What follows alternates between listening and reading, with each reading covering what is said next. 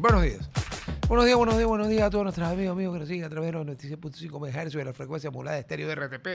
RTP 96.5 en las provincias de Santa Elena y Guayas, 98.7 en la provincia de El Oro. Muy buenos días también a quienes nos siguen a través del Real Audio, www.rtp.es. Y muy buenos días a quienes nos escuchan y nos ven a través de las redes sociales de RTP, el canal de YouTube de RTP, el Facebook Live de RTP. El mío todavía no llega al teléfono. Ya llegó hoy día, espero ya para máximo viernes o la próxima semana estar habilitado en las redes sociales. Mientras tanto, buenos días con todos. Que pasen muy bien, todo bien. Me confirman lo que les pregunté. Mientras tanto, la prensa corrupta, ya está el economista Pozo. Hoy dicen los dos periódicos de acá que es martes 28 de octubre, así que creeremos que es martes 28 de octubre, pues no creo que se haya puesto de acuerdo para mentir. Como diría el líder Tralala, la prensa corrupta ha mentido con la fecha. No, es martes 28 de octubre. Así que al economista Pozo, muy buenos días. Es un gusto tenerlo aquí. Lo escuché el otro día en una entrevista en el programa de Giovanni Ginatti y dije, bingo, llámenlo, que necesito que me amplíe conceptos. Y entonces, dos preguntas unidas. Uno, ¿cuál es la política del económica del gobierno a su juicio? Y dos, de ganar el sí para la constituyente, ¿cree usted que sería posible que una constituyente cambie radicalmente un modelo en el cual, por excepción, una empresa privada puede entrar en un sector estratégico y el día que nos llegue un Jalisco dirá que respirar también es estratégico? O sea, todo es estratégico si nos ponemos difíciles. Primero, ¿cuál es el objetivo, el goal, digamos, de la política actual del gobierno? Buenos días. Tal vez empezar indicando que a raíz de la situación en que se inició el actual gobierno en materia económica, entró el actual presidente a buscar corregir esas situaciones y buscar apoyo internacional. En esa línea, recordará, tomó algunas decisiones no fáciles, el tema del IVA, por ejemplo, que lo hizo en la primera parte de su gobierno, hizo los ajustes a las gasolinas y logró un acuerdo con el Fondo Monetario y algunos multilaterales. Eso le dio un respiro y pudo empezar a corregir el problema. Ya. ¿A qué problema me refiero? Al problema de la situación fiscal, entre otras. Sin embargo, eh, se vino enseguida el problema de la falta de lluvia, el problema energético, y eso le complicó el escenario en el siguiente año, en el 24. Esto determinó que el año pasado tengamos una contracción económica, el país decreció en el 2%, se llama recesión, y para este año se ha dado una suerte de rebote. Cuando uno parte de un lugar bajo hay un efecto resorte, para el siguiente eso ya nos pasó en el 20, a raíz de la pandemia y el rebote que se dio en el 21, caímos en el -9 y crecimos al 9 el siguiente año. ¿Para qué hago esta explicación? Para decirle que medio que ha estado apagando algunos incendios, ha estado un poco preocupado de toda esta situación que estoy describiendo, pero sí creo que ha faltado un poco de difusión de alguna manera, dar un mensaje a dónde quiere llegar. Exacto, a eso ¿Cuál le es del pregunto. norte? ¿Cuál es del norte? ¿Cuál es el objetivo? Yo he dicho en algunas ocasiones que es necesario que sepamos cuáles son las metas de crecimiento económico del periodo de gobierno, cuáles son las metas fiscales del periodo de gobierno, cuáles en materia de pobreza y empleo los objetivos que se buscan, porque estamos comentando todos los días qué pasó el día de ayer, que nos dieron 1.000 millones más en el Fondo Monetario, que la situación del petróleo mejoró, que empeoró, que el riesgo país subió y después bajó. Es decir, estamos en el día a día, en la coyuntura, y creo yo, falta ese norte, esa claridad de saber hacia dónde quiere caminar el gobierno, no solamente en estas materias de buscar corregir temas fiscales de coyuntura, sino otros asuntos como son las reformas, donde algunas de ellas se han iniciado, el tema del diésel es una de ellas, pero faltan bastantes más. Ahí está el tema de la seguridad social, está el tema de la reforma laboral, ahora entramos en una consulta. Y ahí tal vez vincular la segunda pregunta suya e indicarle que yo no soy tan cercano y partidario de creer que con reformas legales y constitucionales vamos a arreglar la situación económica. Hemos tenido, por cierto, en el Ecuador 20 constituciones y muchas cosas no se han hecho. Así que puede estar escrito en la constitución o en piedra. Si no hay instituciones, si no hay dirección, si no hay decisión política, inclusive para ciertas acciones, los resultados no van a llegar. Eh, Puede ayudar darle una especie de cobertura a la situación, pero eso no nos garantiza absolutamente nada. Es más, no nos ha ido bien con tantas leyes y tantas cosas en muchos ámbitos y por esa razón creería yo que hay que rebasar el tema legal y constitucional y pasar un poco más a la acción. Ahí tal vez unas pocas ideas de las preguntas iniciales suyas. Perfecto, entendí. Ahora, me asalta una duda. Digamos que no es que somos idénticos con el vecino del sur, con el Perú, ni con Colombia, pero más o menos somos muy, dentro de lo que cabe, somos supuestamente muy parecidos, lo cual no es verdad. Y a eso voy. El Perú acaba de salir del señor Castillo el lápiz, que se dicen que tomó un té con droga y por eso es que se proclamó dictador.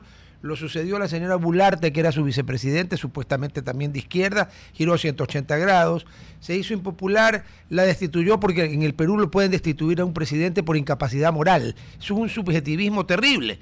Pero sube el señor Gerí, que entre otras cosas tiene una acusación de violación, y en el Perú la institucionalidad no sufre medio milímetro, la confianza empresarial no se atora ni se atasca, la economía continúa, las instituciones como no, que se fue Bularte y subió Gerí, qué bien, sigamos. Uno. Y un país con el que sí no tenemos mucho en común, que es la Argentina, en el cual el actual presidente heredó una catástrofe como 30 veces peor que cualquier catástrofe que haya heredado un presidente ecuatoriano, y con unos ajustes brutales, el día domingo demuestra que los cerebros politólogos y los encuestadores son una manga, como dirían en Argentina, una manga de boludos. Se equivocaron espantosamente y el hombre revierte 14 puntos en la provincia de Buenos Aires y encima gana con uno. Y barre, porque ha sido la propia televisión K que yo veo también, admiten que les han metido una paliza. ¿Por qué aquí no se puede ser? ¿Por qué no me hablemos de Argentina? Vamos al Perú. ¿Por qué no hemos logrado tener institucionalidad? Porque no tuvimos un Fujimori, porque nuestro Velasco Alvarado fue Rodríguez Lara. Y por suerte, bueno, ambos se fueron. Pero ¿por qué no hay institucionalidad? El Perú no es tan diferente a nosotros. Bueno, cuando uno conversa con gente del Perú, empresarios, analistas, etcétera, uno se da cuenta que hicieron algo bien importante. Ese algo significó que desde el gobierno de Fujimori entraron en una suerte, no me acuerdo el nombre exacto, pero de pacto social, Yeah. donde instituciones como la Asamblea o Congreso, el Ejecutivo, la Academia, los medios de comunicación, etcétera, pusieron sobre la mesa ciertos puntos sobre los cuales requerían un apoyo del país general, ciudadano, para no volver a discutir sobre esos temas y que los gobiernos de alguna manera sean Yeah. como si son pasajeros, pero hay ciertos temas que no se cambian. Yeah. Y realmente les ha funcionado. Y les ha funcionado bastante bien, al punto que, le doy un ejemplo, le conozco, yo presidí la CAF cuando estuve en el ministerio, me tocaba como Ecuador, y el presidente del Banco Central del Perú, Julio Velarde, está 21 años o 22 años de ahí sentado, y se han caído 8 presidentes en los últimos 8 años, es decir, eh, sigue el objetivo de estabilidad que tiene el Perú. El Banco Central es toda una institución autónoma e independiente, y ahí no hay presidente que se le ocurra levantar el teléfono para buscar que el Banco Central haga una cosa u otra. Entonces eso yo creo que, estoy solo dando un ejemplo, le ha dado una fortaleza institucional al Perú para que a pesar del vaivén político pueda seguir avanzando en un manejo económico, yo diría, bastante ordenado. Fíjese, el Perú hace no mucho tiempo acaba de emitir bonos en el mercado internacional en soles. En soles, Imagínense, y pagando tasas del 5%. en Es soles. decir, imagínense la confianza en los mercados internacionales para que un inversionista de afuera decide invertir en una moneda que no es el dólar, el euro o el yen, y encima pida solo un rendimiento del 5%. Entonces eso un poco lo que le muestra es a dónde ha llegado de fortaleza esa economía hasta la fecha. Y yo creo que es producto de lo que estamos conversando. Una normativa parecida a la que tiene el Banco Central en el Perú, también tiene el Ministerio de Economía y Finanzas del Perú. El Ah, ministro, ahí también hay unos candados para, el ministro no puede mover todo el andamiaje, creo que tiene espacio para pocos viceministros o subsecretarios y que se tienen que mantener ciertas líneas de acción en materia fiscal también. Entonces, todo eso, creería yo, le ha dado una suerte de independencia de los temas. Eso no quiere decir que el Perú no tenga problemas de inequidad. Sigue teniendo problemas de inequidad, hay pobreza y todo. Pero en materia de crecimiento, en materia de inversión extranjera, creo que las muestras están a la vista. no, con lo que usted me acaba de decir que emitieron bonos soberanos en soles. El sol tiene más mala fama que el Sucre. Pues al lado, yo recuerdo cuando le quitaron 8 ceros a la moneda en el Perú porque las calculadoras no podían. O sea, literalmente no podían. Y ahora esta gente emite bonos en soles y paga el 5%. Nosotros emitimos bonos en dólares, primero que nadie nos lo quiere comprar porque tenemos mala fama. Y segundo, porque no calificamos pues, para que nos presten al 5%. Nadie invierta al 5%.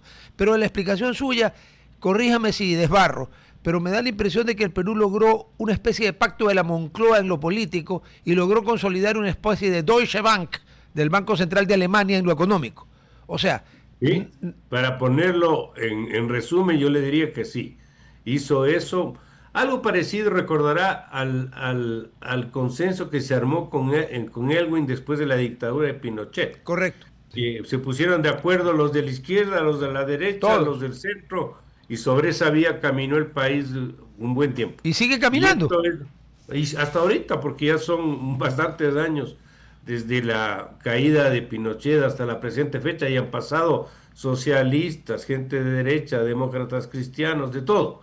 Y ahí sigue caminando en la línea que debe caminar. Economista, el Ecuador, a ver, hay dos narrativas. La una es que el Ecuador es un país tremendamente rico, pero que se ha dilapidado y se han robado la plata y nadie ha sido eficiente. Y la otra es que el Ecuador no es ningún país tremendamente rico, y sí es verdad que encima de que no es tremendamente rico ni nada por el estilo, se ha robado y se ha dilapidado. Yo recuerdo cuando la cosecha de soja de Argentina de exportación valía más que todas nuestras exportaciones, incluidas las petroleras. Ese es un país rico. Al que lo han hecho, pues bueno, está saliendo. ¿Me equivoco o no? Nosotros somos un país rico. A ver, nosotros tenemos recursos naturales suficientes para estar bastante mejor de lo que estamos. Ya, Pongámoslo en esos términos. ya. Obviamente el tamaño del Ecuador sigue siendo pequeño en el contexto internacional. Es Sí. un país actualmente que representa el 1,6% del PIB de América Latina. Hijo. Y toda América Latina es el 7% del PIB mundial. O sea, somos más o menos el uno por mil Dios mío. del mundo. Ya, ok. Entonces, obviamente somos chiquitos, pero dentro de ese tamaño sí tenemos potencial.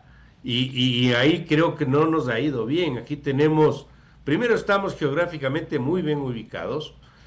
Segundo, tenemos todas las potencialidades climáticas que uno puede aspirar. Sierra, Oriente, Costa, Galápagos, es decir, tenemos potencial agrícola en flores, en fauna, potencial turístico, tenemos petróleo lamentablemente mal administrado, pero hay reservas, ha faltado inversión, tenemos un potencial minero, el año pasado ya exportamos más de 3.000 millones en minerales. Es decir, si vamos por la potencialidad del país y por la capacidad de llegar mucho más lejos, la respuesta es sí. Ya. Ya, todavía pequeños sí, pero así hay otros países pequeños que se han abierto espacio en el mundo. Lo que sí tenemos es una seria dificultad de ponernos de acuerdo y una seria facilidad de encontrar discrepancias. Aquí, entre los vecinos de la cuadra, no se ponen de acuerdo, peor a nivel nacional. Además, Entonces, es muy complicado. El Ecuador en ese sentido es muy difícil. Y existe, a mi criterio, una especie de, ¿cómo le diría?, de defensa del metro cuadrado y nadie piensa un poquito más allá de eso. Y eso nos ha perjudicado enormemente. Y esto lamentablemente ha dado lugar a que lo único que nos una es la guerra que hemos tenido con el Perú en sus fechas y cuando juega la selección de fútbol, pero de ahí mucho más allá no he visto, no, lamentablemente. ni yo tampoco. Y yo ya llevo 71 años, digamos que tuve ese uso de razón a los 6 o 7, y sí, era el conflicto con el Perú y la selección de fútbol. Se acabó el conflicto con el Perú, es la selección de fútbol. Y ahora, para variar, porque tenemos que pelearnos, aunque somos, como usted bien dijo, un país chiquitito, entonces ahora nos peleamos porque le va bien a los equipos de una ciudad y le va mal a los equipos de la otra, y entonces los unos dicen de todo. ¿Sabe qué? Realmente esto parece la vecindad del Chavo. O sea, aquí en un país tan chiquito nos las ingeniamos para vivir peleando por tonterías, por no usar otra palabra. Vamos a cortar en la radio, seguimos aquí. Y así, no, perdóneme, pero así ni el país más rico del mundo llega a ningún lado. Es un problema que tenemos que vencer, así es. Ya, pero el Perú, que es muy parecido a nosotros, hasta etnográficamente, lo venció. Sí, lo ha manejado. Y sabe que Colombia, yo diría hasta antes del ingreso de Petro, han manejado la economía bastante decente, Sí, los bueno, colombianos. pero Petro sí le ha hecho un daño terrible porque el empeoramiento de la situación colombiana desde que este señor está ahí es lamentablemente muy evidente. ya. Pero Petro se va el año que viene, Sí, porque claro, sí, claro. sí. Y yo creería que no va a poder ser reelecto, no sé si puede hacerlo. Y creo que el resultado ha sido muy malo. A ver, cuando el presidente Uribe, cuando los partidarios del presidente Uribe trataron de recoger firmas para un tercer mandato, la Corte Constitucional colombiana les prohibió recoger firmas. No, no es que les prohibió elegirlo, les prohibió recoger firmas.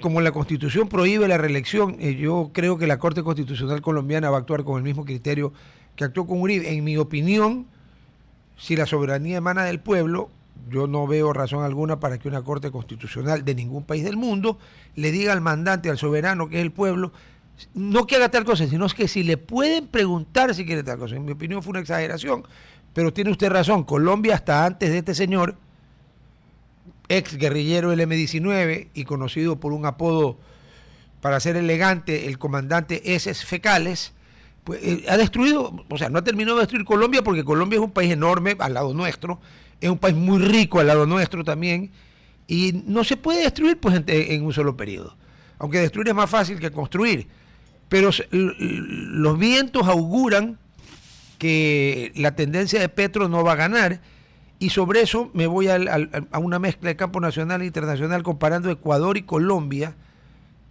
en la relación con Estados Unidos. Petro se fue a comprar una guerra ajena, aunque algunos dicen que no es ajena porque él está en la famosa lista que mañana 29 en la Corte del Distrito Sur de Manhattan va a cantar la reencarnación del tenore Caruso. ¿No? ¿Quién es? Porque él era el que movía la plata de Chávez para financiar campañas políticas, y va a salir qué partidos políticos y qué presidentes de Latinoamérica recibieron plata de Chávez, de Maduro y del narcotráfico. Y eso va a ser casi como Hiroshima. Pero Colombia, que tenía una guerra civil que duró décadas, pero se mataron por miles. Y como usted bien dicho, sin contar a Petro, logró mantener un rumbo, con guerra, con una guerra civil de verdad, no con lo que hay aquí. ¿Y por qué nosotros no podemos? Bueno, parte son los problemas que hemos tenido. Yo le voy a incluir un ingrediente A adicional ver, que a veces he citado. Nos falta mucho la perseverancia de las políticas públicas en el Ecuador. Es decir, cada gobierno que se instala dice que todo lo del anterior fue pésimo y que ahora sí va a empezar el nuevo Ecuador, el nuevo gobierno, el nuevo rumbo, el nuevo norte, el nuevo no sé qué. Y no hay continuidad a muchas políticas y no todos los gobiernos son 100% malos. ¿no? Algo de bueno tienen los gobiernos, algo hacen de bueno. Y yo creo que las cosas buenas hay que mantenerlas y fortalecerlas y obviamente cambiar lo que no está bien. Entonces, yo creo que la falta de perseverancia, la falta de continuidad le ha golpeado al Ecuador mucho y eso ha sido un problema. El segundo elemento es que aquí hemos estrechado los lazos entre la política y la economía de una manera muy intensa. Aquí la política sí incide en la economía y a veces lo que se llama más comúnmente la economía política a veces es más importante que la política económica. Y esto ha hecho pues que muchas veces por razones políticas se tomen decisiones económicas equivocadas. Y esto obviamente no va en la línea adecuada. Fíjese, el Ecuador entró en un periodo de desaprovechamiento de recursos enorme en el gobierno del expresidente Correa, porque destruyó los principios de ahorro, se alejó de los mercados internacionales, le endeudó al país en demasía, estallaron temas de corrupción que la fila es eterna.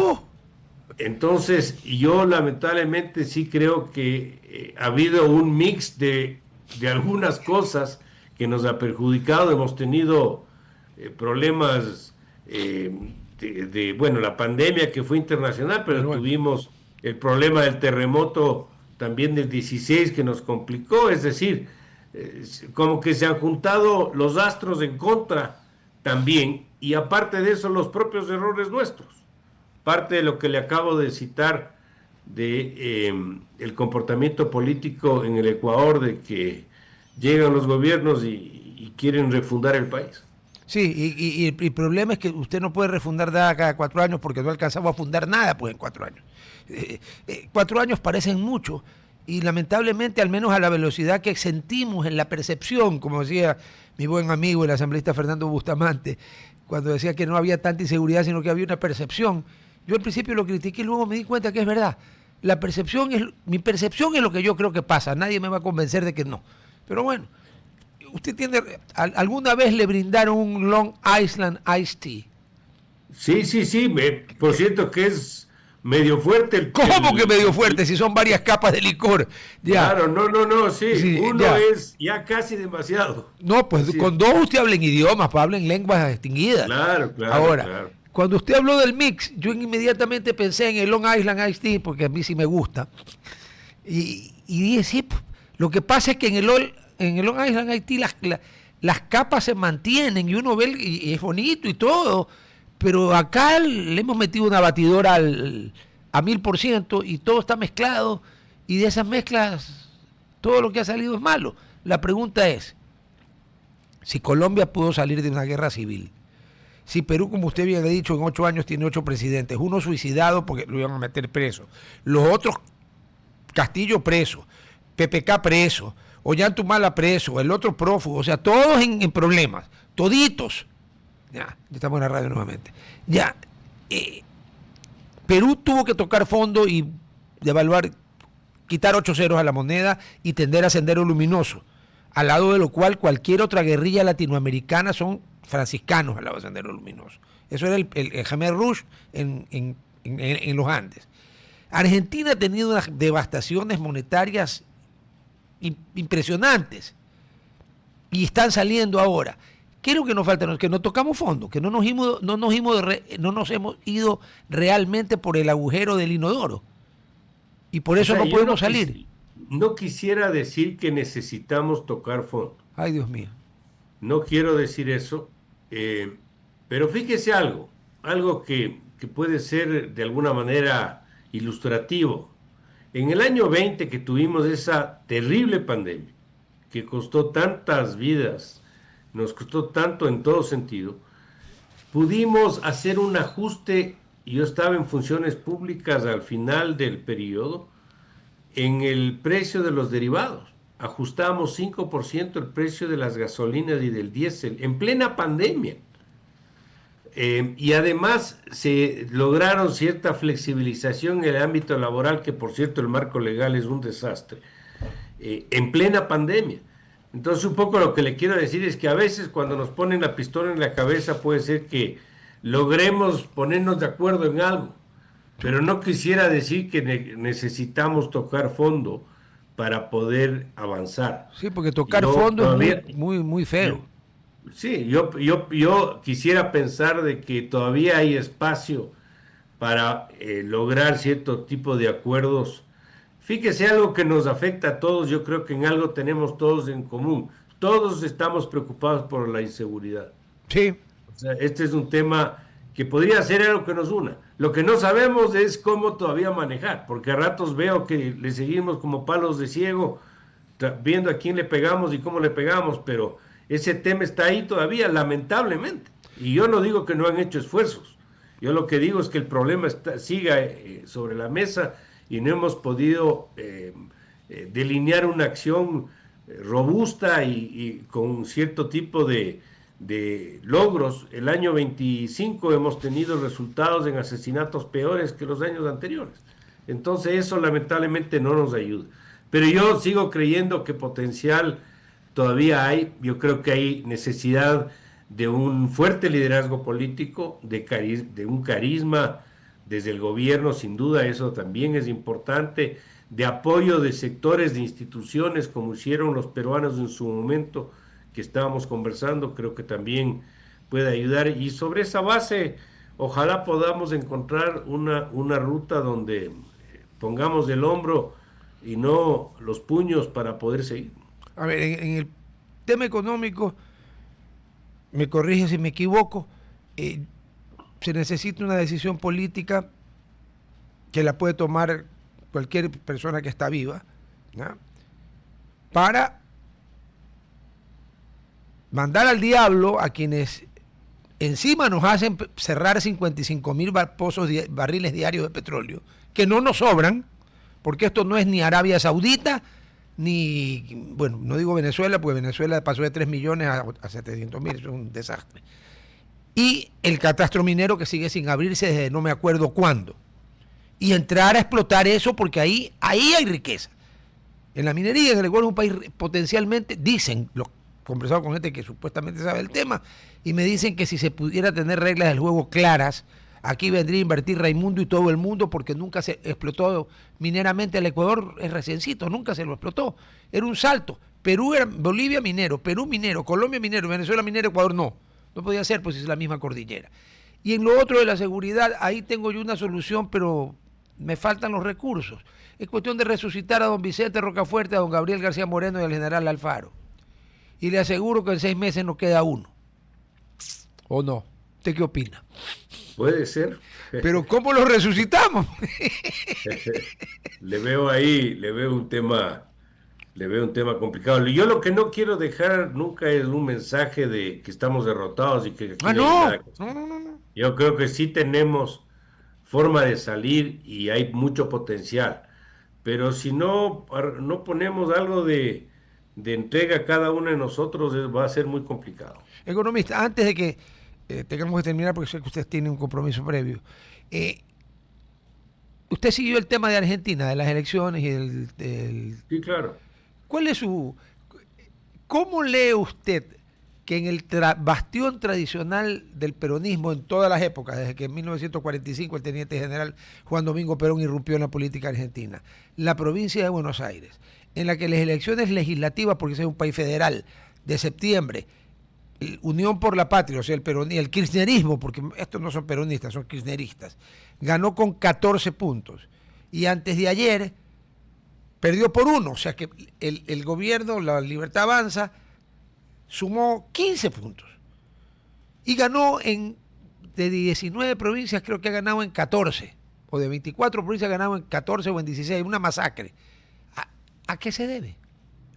Le voy a responder con el siguiente mensaje. A ver. Fíjese. Si hay algo seguro en política es que nada es seguro. Fíjese lo que le pasó al Ecuador. Recordemos, el actual presidente, Daniel Noboa, un mes antes que gane las elecciones, ¿cuál era la intención de voto y quién le conocía al presidente? Bueno, yo lo conocía desde que estaba en la barriga de la mamá. Poca gente en Guayaquil, poca gente, yo le conocía a su padre, pero a él, a este presidente tan joven, muy poca gente le conocía. Y está de presidente y ahora tiene mayoría en la asamblea y acaba de ganarle con 12 puntos a la candidata de mucho tiempo. Es decir, poco lo que le quiero decir es, yo creo que la parte política es absolutamente incierta. Las cosas se pueden dar la vuelta de un rato a otro y de forma brusca. Y por esa razón es muy complicado hacer estimaciones y por eso también es difícil a veces confiar en las propias encuestas. Claro. Porque se pueden virar muy rápidamente por cualquier fenómeno. Pero si las propias encuestas del gobierno, o sea, de la Libertad Avanza, de Milei, ninguna acertaba, ni remotamente las aspiraciones. Y en la parte económica se le estaba complicando también. Bueno, es que ahí le tiró el amigo Donald el salvavidas, un swap de 20.000 millones. Ellos sí compraron pesos argentinos a cambio de 20.000 millones de dólares. Corten la radio. Pero con apoyo político fundamental. Sí, no, indudablemente ese apoyo no solo de boca, vamos al corte en la radio, sino efectivamente, porque Trump le dijo a Biden, se vio en la reunión en televisión, bueno, usted haga lo que tenga que hacer, pero arregle el problema a este señor, y el problema fue 20.000 millones de dólares, y Estados Unidos creo que compró pesos argentinos por primera vez en su historia. Sí, 20.000, pero le falta 20.000 más, por si acaso. Holy shit, 20.000 más. Sí, unos 40.000 millones necesita medio para que se mantengan las reservas y el tipo de cambio no se mueva mucho. Bueno, se desplomó el tipo de cambio el domingo de noche. Fíjese, los argentinos son los mayores expertos en América Latina en manejar mal economía. Ellos se ganan el premio, más que nosotros. Si hubiera premio Nobel a la estupidez económica, se lo ganan ellos. Yo creo que están cerca, así es. Pero la Academia Sueca no da ese premio. Economista, le agradezco mucho su amabilidad de habernos atendido. Ha sido realmente muy instructivo.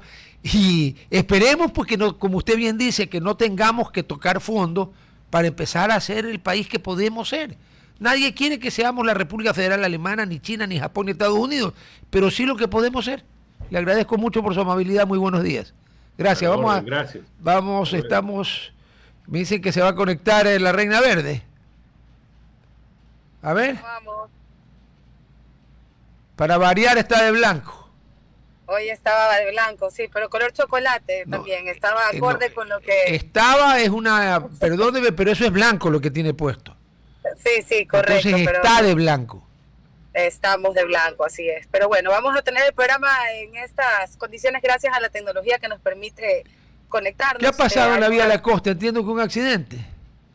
Hubo un accidente en la vía de la costa hace ya unas 4 horas, sin embargo no se ha podido contener la situación. Somos ya alrededor de 5 horas afectadas, el tráfico normal. Tengo casi 1 hora de haber salido de la casa y todavía no paso Puerto Azul. ¿Qué? Una locura. Pero bueno. Pero hay algún indicio de qué pasó. Una pregunta, ¿hay algún indicio, Andrea, hay algún indicio de qué pasó? ¿Hay muertos? ¿Hay desgracias?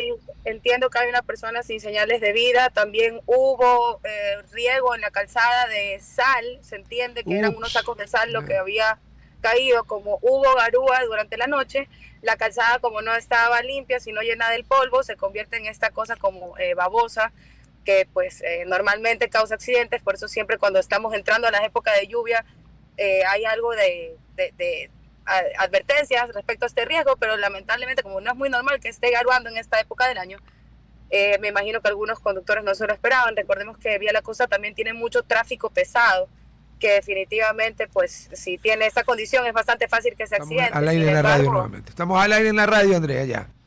listo, listo. Bueno, dale, Arrancamos con empieza. nuestro pedacito. Así es, mi querido San Rodolfo. Arrancamos con nuestro pedacito de los martes y los jueves Ecoverde, donde nos enteramos de las principales noticias nacionales e internacionales en temas de sostenibilidad y medio ambiente, pero sobre todo las soluciones que podemos dar desde nuestro metro cuadrado. Hoy vamos a entrevistar a Mauricio Beltrán, quien es desarrollador de proyectos, pero sobre todo también nos va a conversar sobre este tema de la construcción sostenible. La construcción es realmente un motor económico de todas las economías, las desarrolladas y las de en vías de desarrollo. Y pues hemos sido testigos durante estos años de crisis, tanto después de la pandemia como por la crisis de inseguridad, que definitivamente tenemos que tener de nuestro lado al sector de la construcción. Sin embargo, viene la disyuntiva, ¿no? De cómo hacer esto más sostenible, de cómo hacer, por ejemplo, que ciudades como Guayaquil no tengan que sacar todo el material, la materia prima que se necesita para la construcción de cemento de ecosistemas en peligro crítico de extinción como el bosque seco tropical. Entonces, vamos a hablar un poco y a romper estos mitos de que la construcción sostenible es más costosa, que su mantenimiento también es un poco más complicado. Mauricio, bienvenido. Hola Andrea, a todos, ¿qué tal? ¿Cómo están? Buenos días. Qué gusto estar hoy día con ustedes.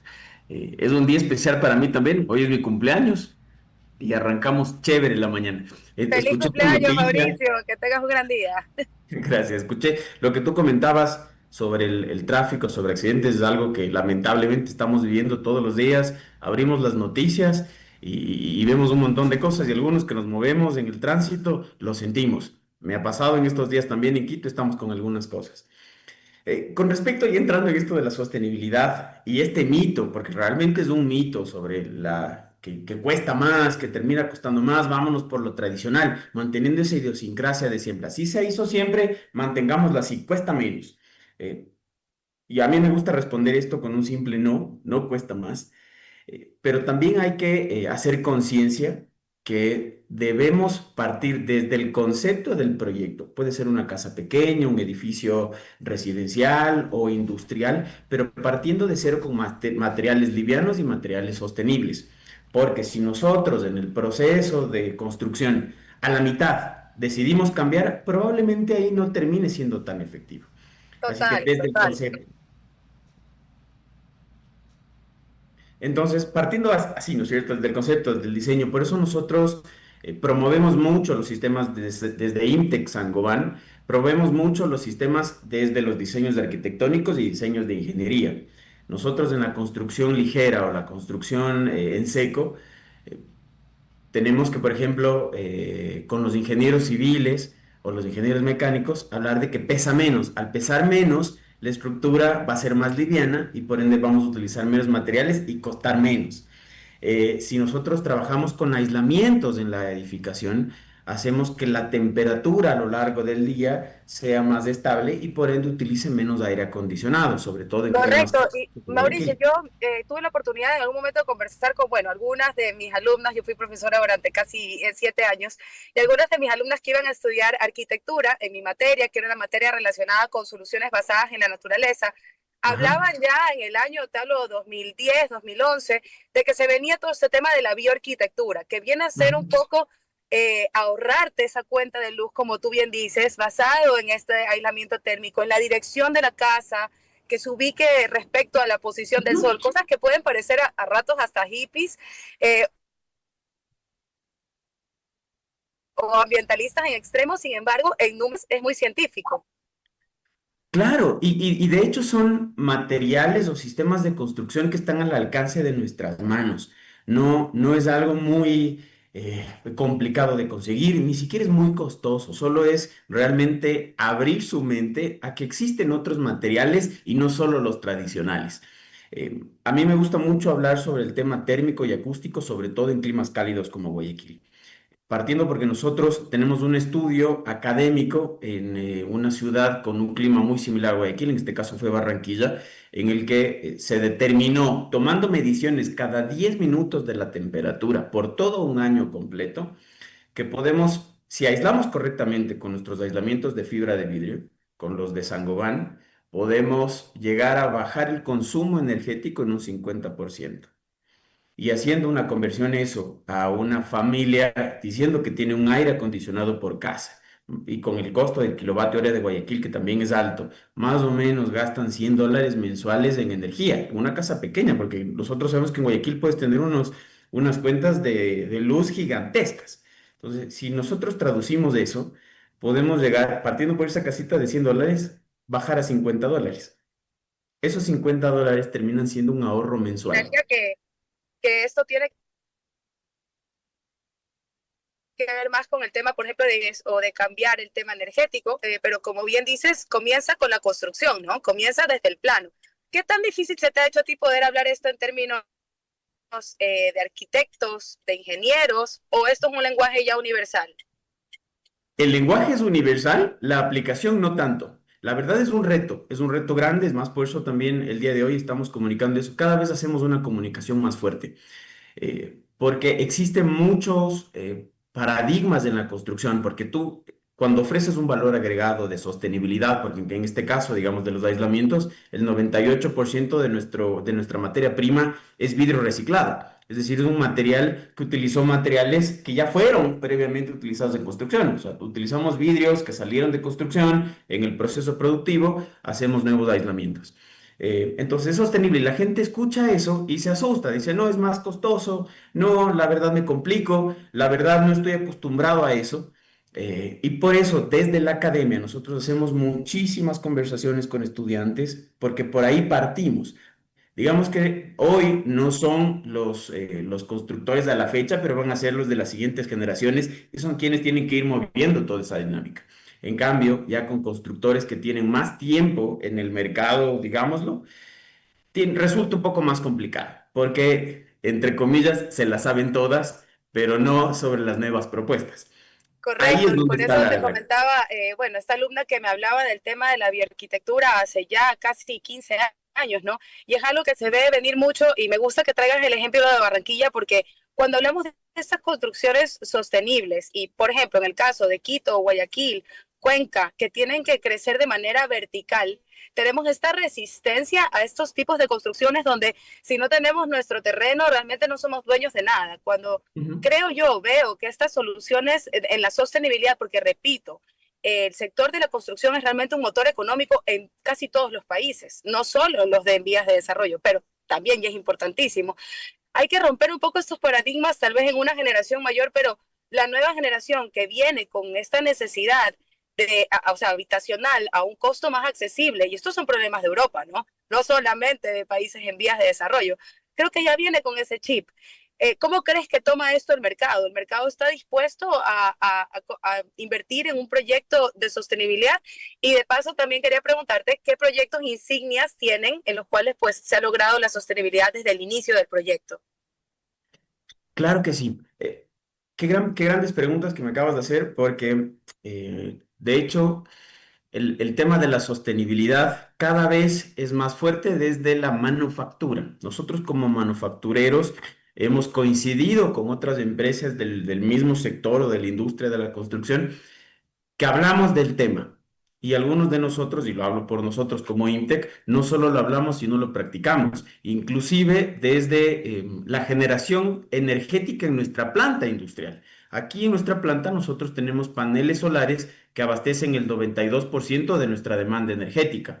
Utilizamos el asfalto, que es el residuo de la refinería del asfalto, perdón, del petróleo. Se refina el asfalto, se refina el petróleo y la parte más fea de todo es lo que nosotros utilizamos para la impermeabilización. Utilizamos el vidrio de la construcción. Entonces, eso también es un propósito, es actuar desde la producción y la manufactura.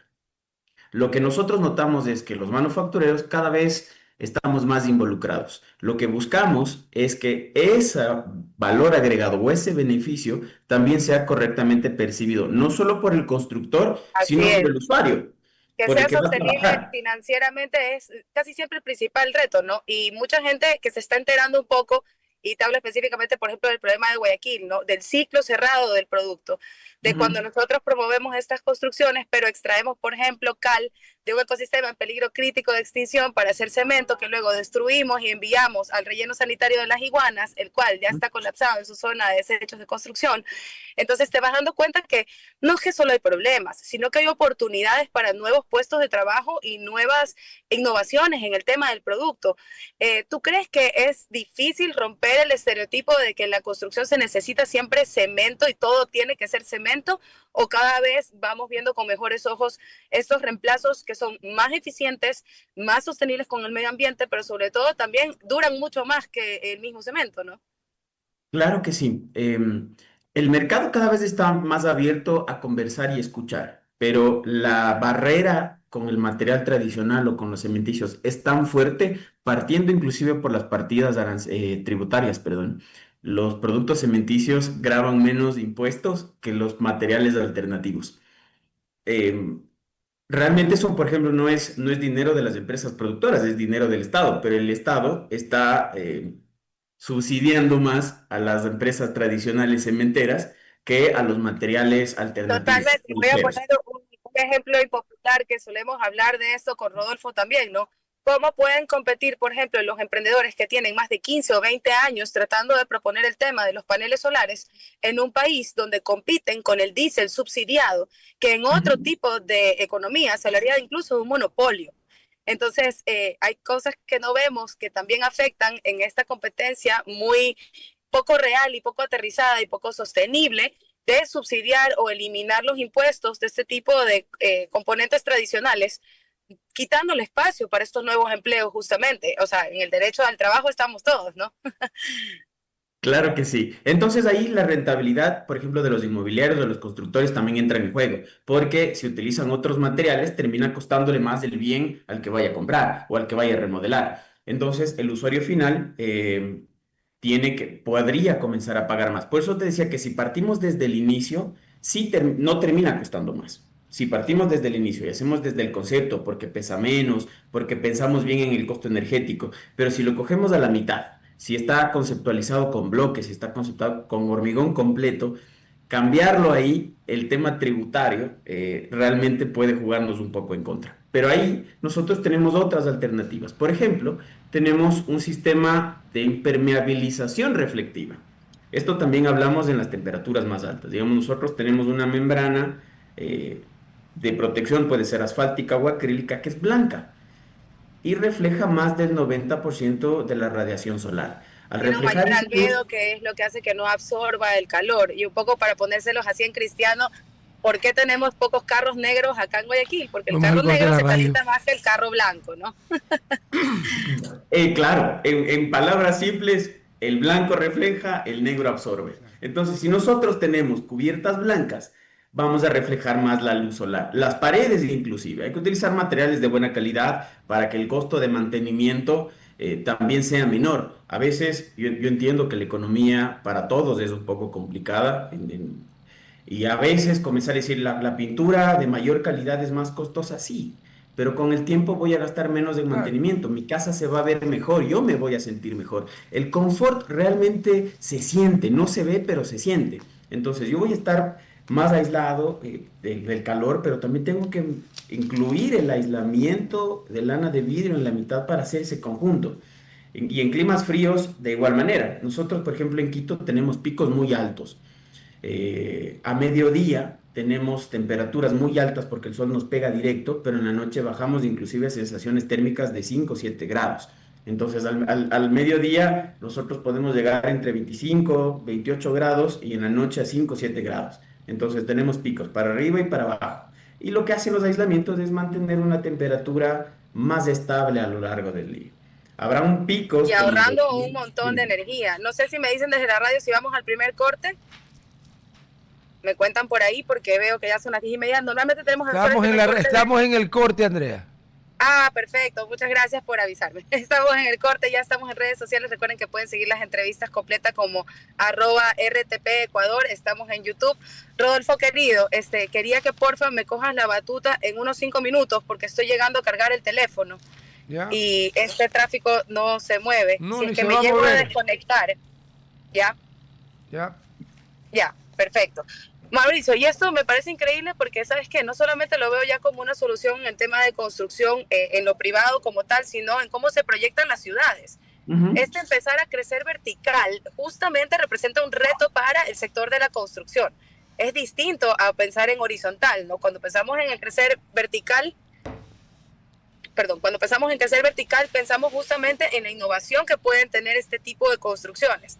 Por ejemplo, para mantener las cosas más frescas, porque obviamente genera sombra, para poder clasificar los residuos reciclables utilizando la gravedad, un método que se usaba pues en los años 90 para la basura sin separar y que hoy se podría utilizar para un proceso de reciclaje mucho más amigable con el usuario, ¿no?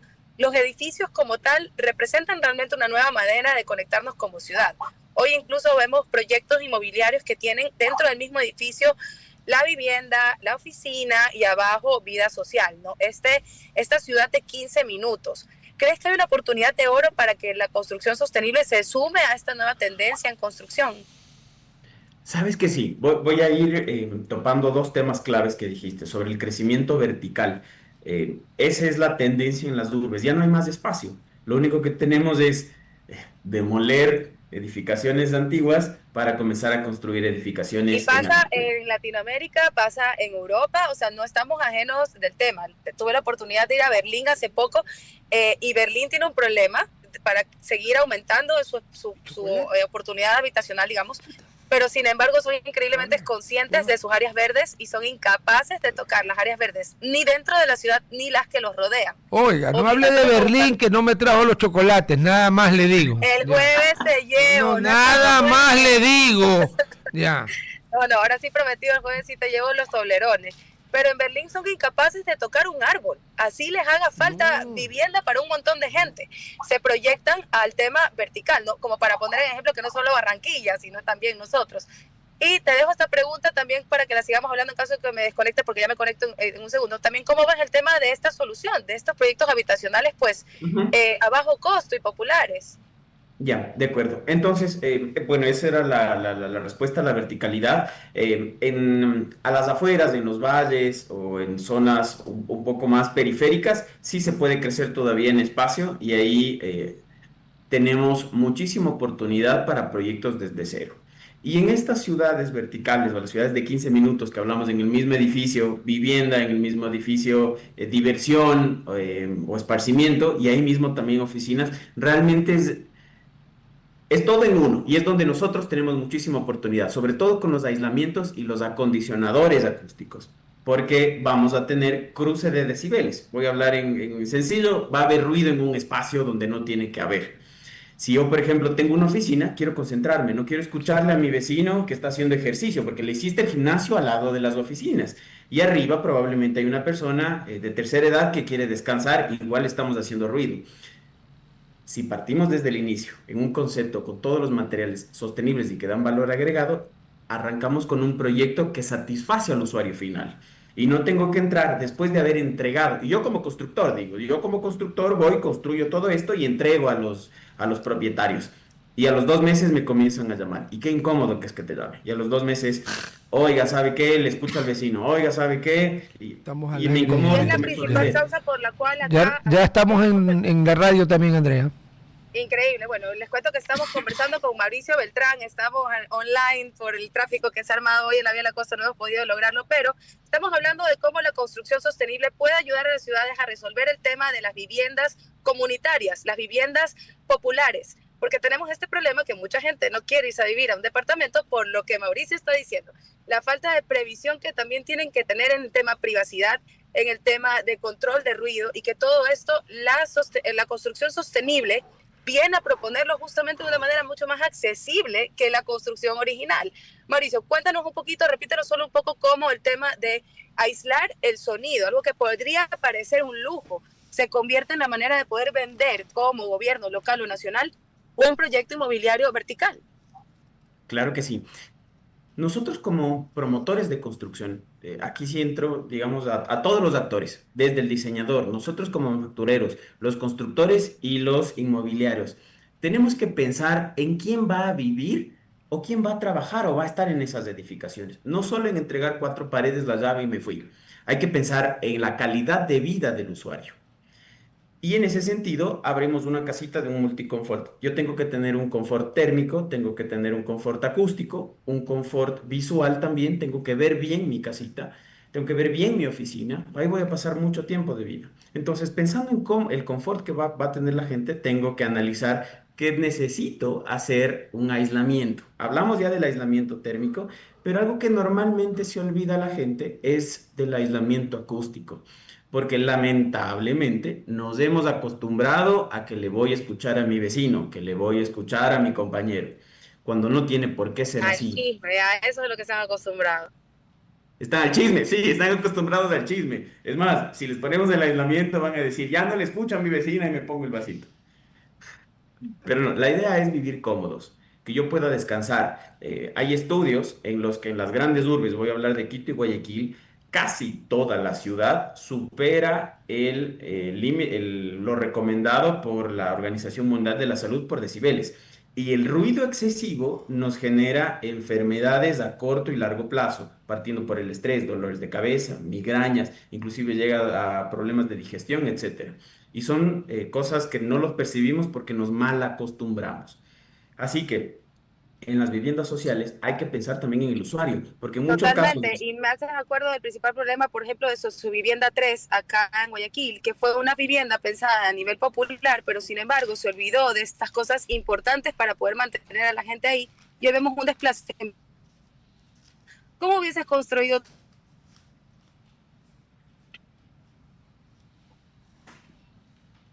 Se congeló. Ya, ahí. ahí volviste, Andrea. Se me perdió un poquito en lo que Perdón, nos estabas sí, te comentando. preguntaba cómo hubieses podido tú construir de una manera más sostenible y más cómoda para las personas un proyecto como Sociovivienda 3, que lamentablemente se convirtió en una favela, está alejada de la ciudad, no tuvo ningún tipo de aislamiento ni térmico ni sonoro, pues, y hoy es un proyecto fallido. ¿Por qué es Sí. importante también, cómo lo hubieses como replanteado tú? Ok, siempre hay que pensar que todos debemos vivir dignamente, desde la casa más pequeña hasta la casa más grande, desde los recursos más bajos hasta los recursos más altos. Todos debemos tener una vivienda digna y tener confort. Desde ahí partimos, porque realmente lo que nosotros en viviendas populares o económicas, lo que se ha tendido es a buscar a lo más económico, el material más sencillo, el constructor que más barato construya para hacer una mayor cantidad, pero realmente tenemos que también dar dignidad a quienes viven ahí. Así que yo hubiese partido por realmente hacer un estudio y utilizar materiales prefabricados sostenibles, que sí existen. Como les digo, afortunadamente los manufactureros estamos comprometidos y sí existen.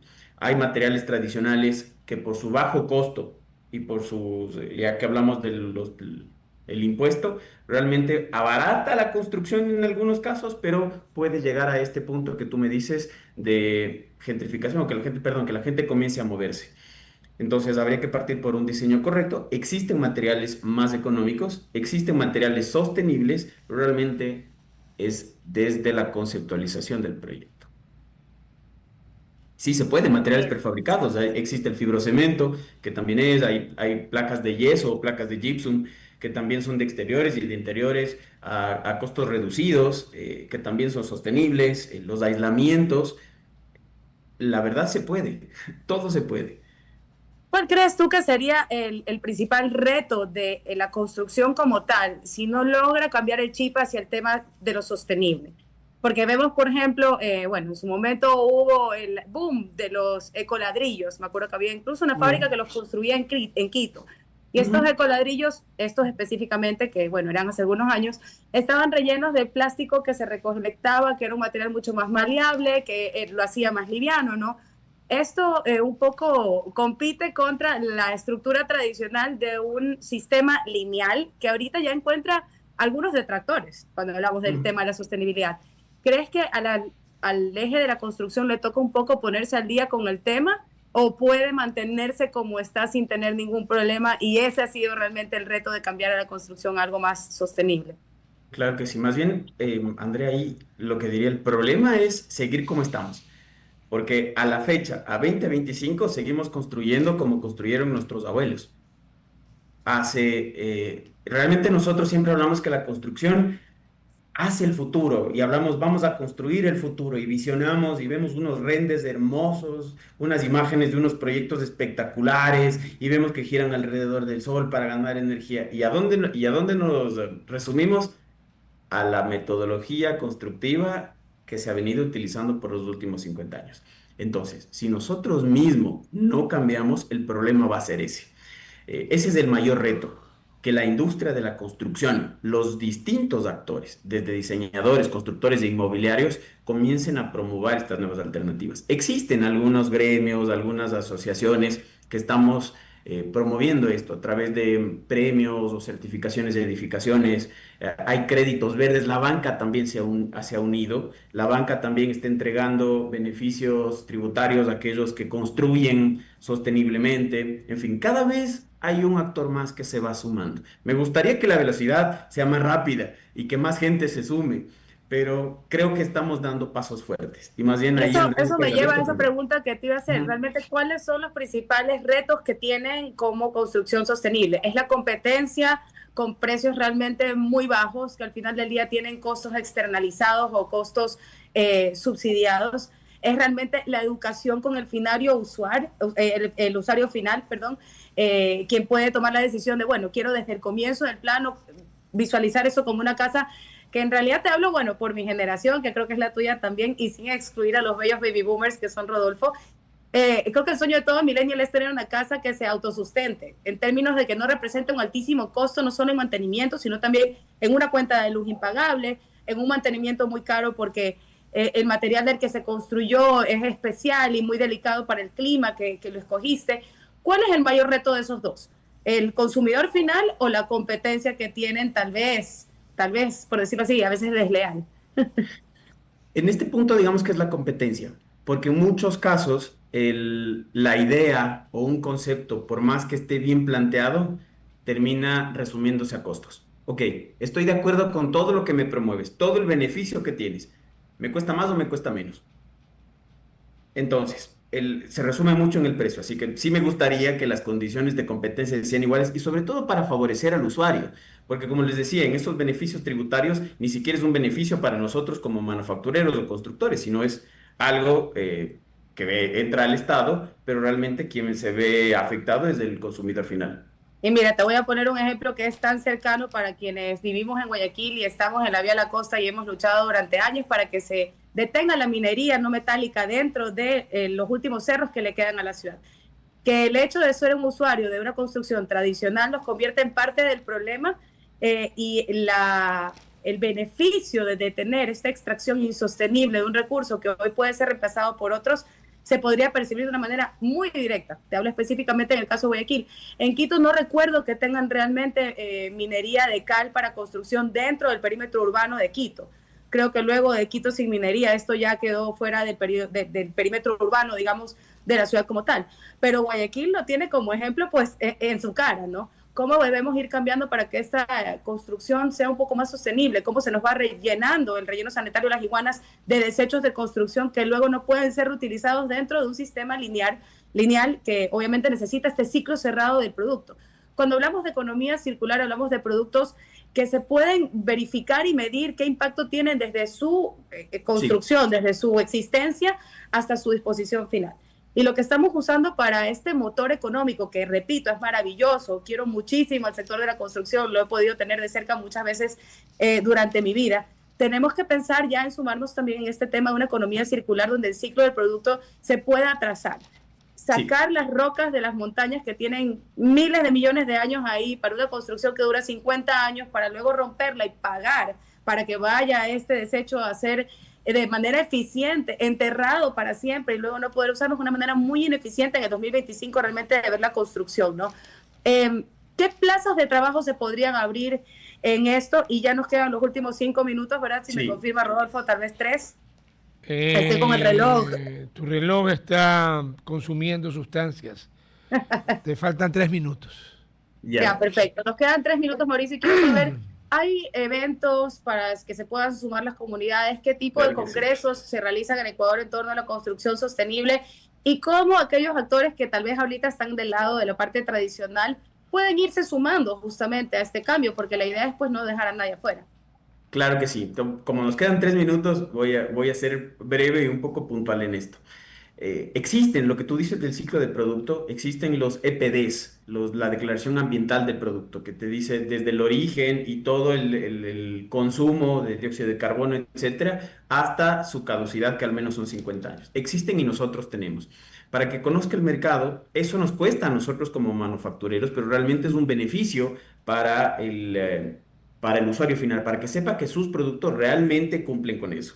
Así que cuenten con Imtech, con Saint-Gobain, porque tenemos eso como un respaldo, eso les sirve. De ahí también con respecto a agremiaciones y premios que damos, pues nosotros pertenecemos al Consejo Ecuatoriano de Edificación Sustentable, que continuamente también está pendiente de las edificaciones que se hacen a nivel país y productos también. De hecho, nosotros también fuimos premiados por el CES por esta impermeabilización reflectiva que les comentaba. Y de ahí también en un propósito que todos tenemos. De hecho, justo el sábado nosotros estuvimos en las faldas del volcán Sincholagua como Intec sembrando 3.000 árboles, devolviendo un poco a la Pachamama de lo que nos ha dado. Es el propósito que cada uno de nosotros debe tener. Así que ese también es un llamado para todos nosotros y hacer conciencia en que en nuestras Así actividades es. diarias también podemos aportar. Así es, Mauricio. Muchísimas gracias. Este espacio es tuyo. Queremos justamente promover este tipo de congresos, eventos, certificaciones. Creemos que hay muchos jóvenes y no tan jóvenes que han regresado a este país con una visión realmente de mundo, más que de otro continente. Y ahí sí, realmente no estoy de acuerdo. Nosotros no es que no podemos ser Alemania o Suiza o Francia. Realmente tenemos todo para hacer exactamente igual o mejor. Creo que exportamos una cantidad de fuga de cerebro. Talento ecuatoriano 100% real y muy, muy bueno. Así es. Y bueno, Rodolfo, querido, te dejo el espacio también para que des tu puña. Déjame soñar. Me causa hilaridad lo que tú dices, pero bueno. Primero que nada, para todos los oyentes, que conste que la señora ha magnificado un lamentable accidente de tránsito porque seguramente se olvidó de coger los famosos chocolates que están viniendo desde el aeropuerto de Frankfurt. Ya no pueden venir en Carapacho de Cangrejo porque está prohibido el tráfico, pero bueno, eso sí, vamos, póngame que... Ahí está, bueno. A ver, si tienes una queja o denuncia por corrupción en el IES, no tiene sentido que te quejes en la esquina ni con tus familiares. El IES quiere escucharte, escríbenos al 096-253-2338 o ingresa a denuncias.ies.gov.es, gov con B larga, ¿no? .es. Seguro y confidencial, el seguro asegura que va a ser seguro y confidencial, un jueguito de palabras, y disponible 24 horas al día, 7 días a la semana. Y se va a terminar octubre y no has ido todavía a descubrir el 9º hotel de la cadena Oro Verde en Puerto Viejo. Y pensando en Milei que aplastó a los zurdos el domingo. ¿Sos boludo, pibe? Bueno, convierte tu estadía en una estancia llena de confort, instalaciones modernas de diseño vanguardista. Desde julio, agosto, 4 meses, ya has podido visitar el nuevo restaurante Monté, alta cocina inspirada en las raíces de Manabí. Y además podrás disfrutar cócteles y piqueos en Solera Rooftop que te enamorará con su vista panorámica en el atardecer. Conoce más en oroverdeportoviejo.com. Oro Verde Puerto Viejo, tu nuevo gran destino. Chicos, nos vemos mañana. Chao. Hasta aquí, Hablando Fuerte. Control Master Marisela Basantes. Transmisión digital Gerardo Díaz. Redes sociales Erika Eras. Edición Oscar Saavedra. Dirección Javier Gamboa. Todos los derechos reservados. RTP 2025.